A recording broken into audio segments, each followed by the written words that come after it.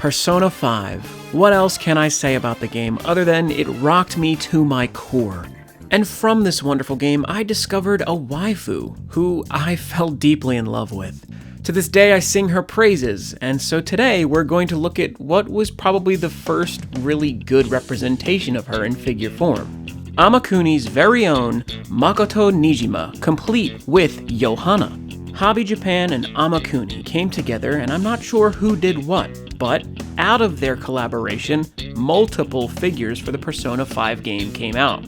And to be honest, all of them were pretty large representations of the figures, and they were some of the most detailed statue-style figures that we were going to be getting. Even all this time later, there hasn't been very many good statues of the whole cast.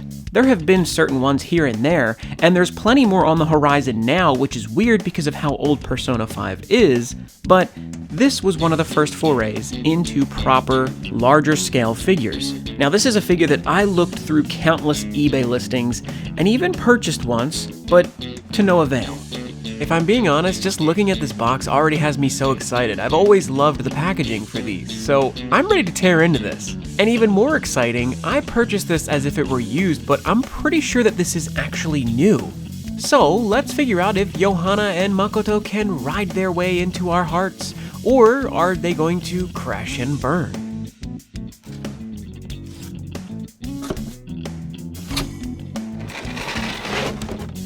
And it would seem that one blister is all they needed to pack her in safely. If you take a look here, you can see there's actually 3 separate layers. Johanna's on this side, and Makoto's on the other side, with the base, of course, at the bottom.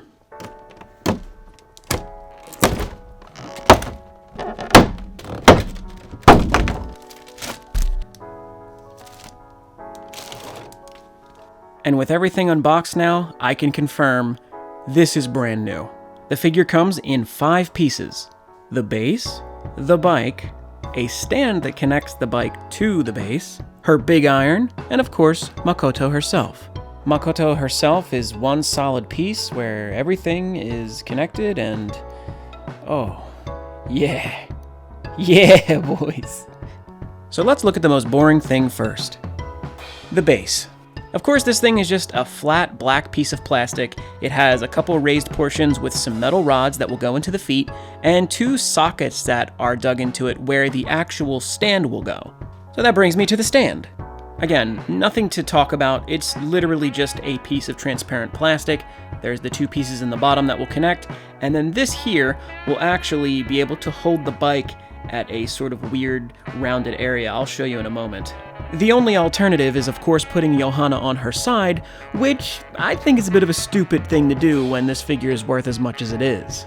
But speaking of Johanna, here she is. And overall, I do think it looks pretty good. There's just a few problems that I have with this thing. If you can't tell by the actual finish, it has a somewhat shiny metallic paint. And that looks wonderful the way that it is, but goodness, if it is not the biggest scratch magnet I have ever seen. This paint, even out of box brand new, has somehow found a way to get scratched. The only things around this were plastic that was wrapping it up. I have no idea how this thing could sustain any damage in that box. Because one thing I will give them is that they packaged this thing incredibly well. Yet, this isn't the only time I've seen this problem. And it would be really unfair for me to not mention this in post, but there's a small piece of plastic that comes out just beneath where one would rest their feet if they were sitting on Johanna, and that small pad actually broke off. I literally just sat this thing on the floor, on pretty plush carpet, and I came back and the thing just broke. Luckily I reattached it with some Tamiya cement, but that shouldn't happen. And mind you, some people lean this thing on its side rather than use the clear stand. There's a front fender piece on this bike that very commonly falls off. That, of course, will rattle around inside the box and scratch the finish. Additionally, the handlebars are incredibly dainty and could break at a moment's notice with the slightest bit of force. And finally, I do think it just feels a bit cheap. That's probably mainly due to the fact that this thing does roll around, the wheels actually move, which make it feel more like a toy. But there's really no weight to this thing either. The bike just feels very hollow. Wherever you tap on it, it makes loud knocking noises because there's really nothing beneath it. There's no substance. Still, who could resist popping a couple wheelies with this thing? I will say the mechanics on this bike look pretty good. The fact that it's scaled up so much really doesn't help the fact that the original Johanna model in the game isn't super high detail. But with all the exhaust pipes, the bit of exposed motor that you can see, the flaps, and everything else, there is quite a bit of nice detail that is sculpted in here. The fact that there's also several different colors of paint used for this thing's coloring really does help as well, because there's pretty much no shading that I can tell. But I will say that it does seem to reflect light very well. Oh, I was wrong. There is a bit of shading in the seat, which I guess that's cool. A lot of natural shading occurs just from having a good light source on this thing. And the fact that it's metallic allows that light to bounce a lot too, so that's kind of cool. The speedometer that looks a bit like Mickey Mouse is completely blank, which kind of annoys me, but I guess it doesn't need to have detail since there's none in the game for them to have based it off of. There's this random little key slot in the back of the bike just beneath the seat, which I don't understand. I don't know if something's supposed to go there. There's nothing else that comes with this thing, and nothing else would normally be there. It's probably just in the original model, so they had to replicate it. Now, of course, the piece de resistance of the bike would be Johanna's face in the very front. This android, maybe even alien-style face looks very striking, especially when you have some good light on it.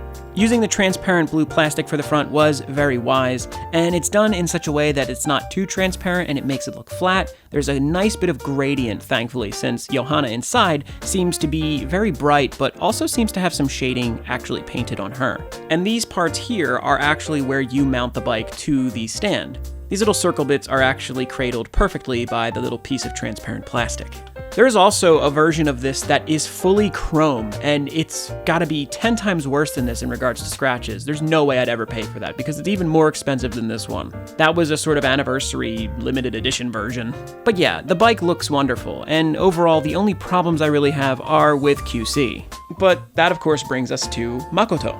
Makoto, what is there to say about you, my love? Well, of course, she looks stunning as usual. Now, the shading that they didn't really use too much on the bike is in full force here because she is sculpted and painted very, very well.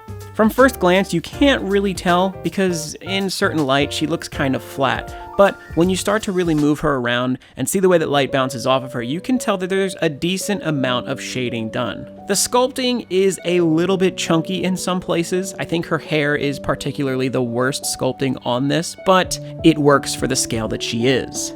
The pose, of course, is absolutely perverted. Now, whoever did this, thank you. When we start at the bottom of her boots, we can already see some nice gradient in the tip of her shoe. The shiny metallic silver on the heel and the very tip of her shoe look great, as well as that gunmetal that's being used for all the little divots going up her boot. It comes together before the knee in a sort of corset-style opening.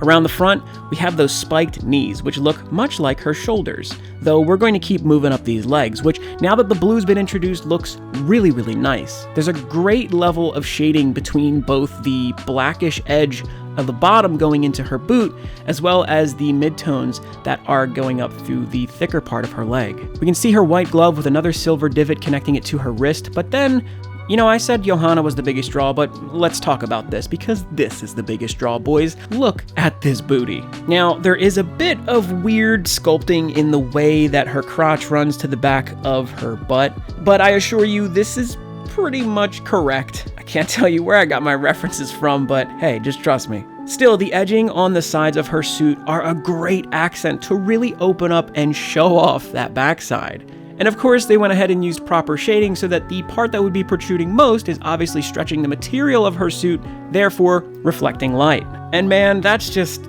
awesome. There's even a bit of creasing where the thigh connects to the crotch, and I gotta stop talking. Look at the way it bulges from the side of the pant, like, ugh. But that leads me into the sort of weird leathery corset that she's wearing on the front of her body. This looks really good.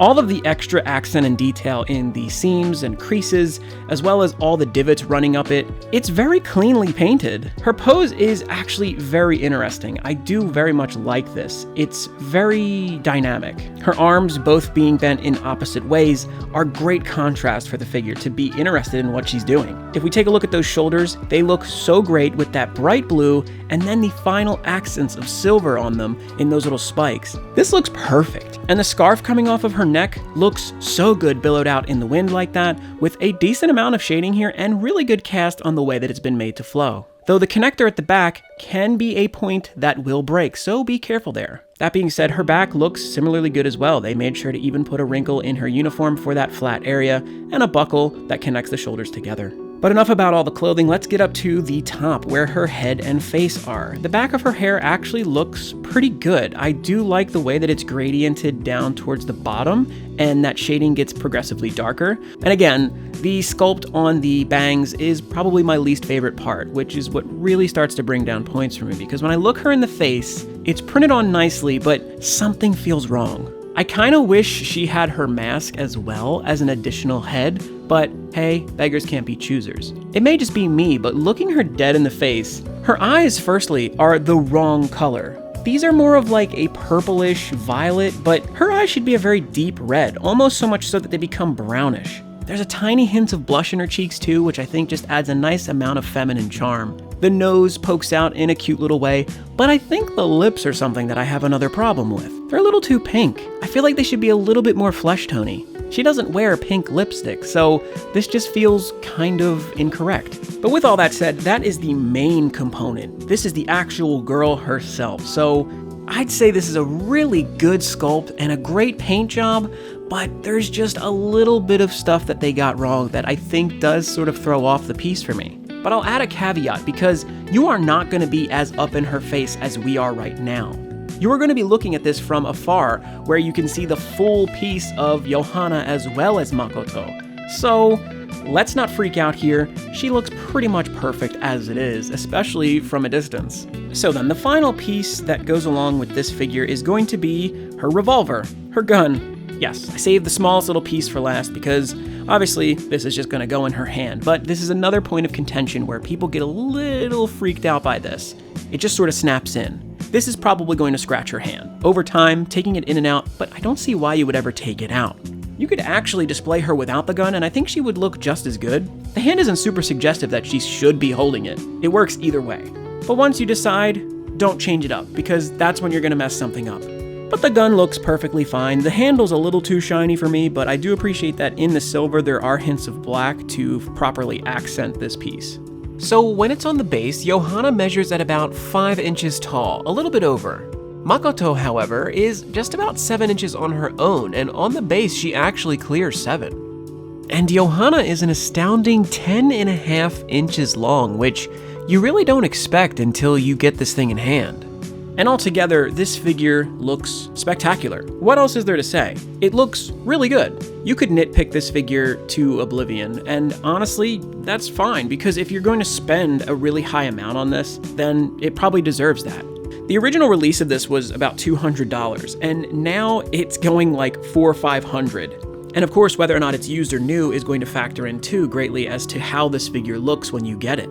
Because even brand new, this thing gets scratched easily. I don't dislike this figure at all. I do think it's really good. But one thing I do think is that years back, this releasing at $200 was an incredibly steep price point. I'd say $150 is probably about fair, though I do think that Johanna adds a bit of value, so who am I to judge? I don't know. I would go no higher than $300 on this. And I love Makoto. So with everything considered, I'm going to give Makoto Niijima, Hobby Japan x Amakuni, a 7 out of 10. Now understand, that's a strong 7. That's just not a normal one. I'm more teetering towards 8, but I can't quite give it to it. I think that considering the price, considering the fragility, considering the quality for what you're spending, I just don't think it quite cuts it for me. I consider all this stuff when I review a figure, and I think that not so much the actual quality of it in regards to paint errors and stuff is the problem. It's more so the fact that this thing just doesn't hold up well.